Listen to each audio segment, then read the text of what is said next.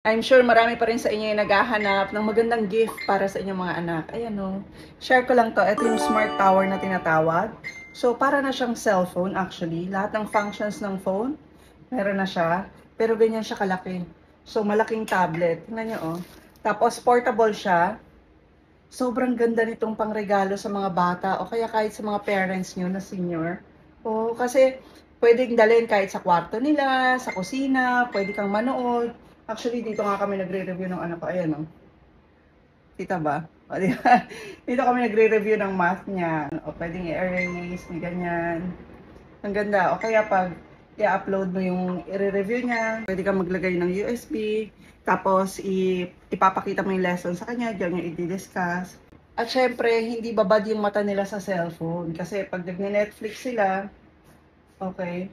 O kaya nag-YouTube, ayan, napakalaki ng screen. So, naaangat siya. Tapos, pwede nyo rin ikutin na ganyan.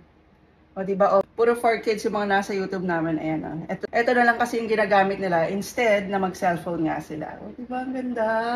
So, smart tower yung tawag dito. Perfect na gift ngayong Christmas. Pwede nyo itong mabili sa Papa Ken's online shop. So, kayo na lang mag-inquire. So, medyo matagal-tagal na rin sa amin to. And so far, we're so happy dito. Ayan. Kaya i-flex natin yan.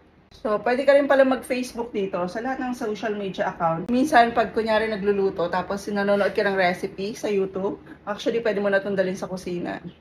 Diba? So, very portable, smart tower. Tapos, latest Android na rin pala yan. And, meron na pala itong built-in camera. Ayan o. O, diba? Meron na siya built-in na camera. Yan yung maganda. Pwede ka mag-picture, pwede rin video. Okay. So, tas pupunta, parang cellphone, pupunta sa gallery mo yung mga pictures. Tapos, ito rin yung ginagamit namin pag may birthday.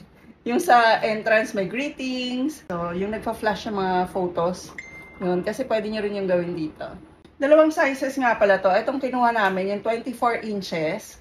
Pero kung gusto nyo mas malaki, meron din silang 32 inches nito. At alam ko, meron na rin silang pinarating na mga computer setup ngayon. Ayan, doon naman sa mga gusto ng desktop, kumpleto na.